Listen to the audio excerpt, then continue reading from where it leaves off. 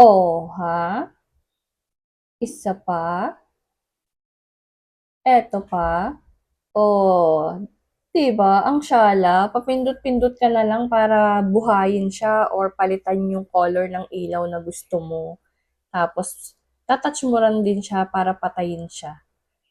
Oh, 'di ba syala naman? Eto nga pala yung nabili ko guys dito sa online, yung LED desk lamp para sa kwarto ng anak ko. So nakita niyo naman, 'di ba, ang ganda niya, detach-touch lang siya. So ganito yung itsura niya sa loob.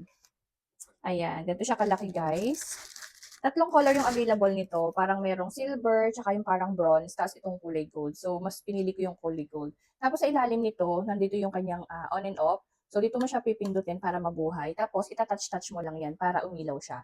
So, ito yung unang ilaw niya para siyang padim na parang orangey yung color niya. So, bagay ito kapag gabi, kapag nag-emote-emote ka ganyan or gusto mo lang ng padim light. Tapos, pag gusto mo medyo maliwanag, touch mo lang ulit siya na ganyan. So, ito naman yung parang bright white color. Tapos meron pa siyang isang color na medyo mas mahina lang yung pagka-bright niya. Tapos may kasama din itong guide.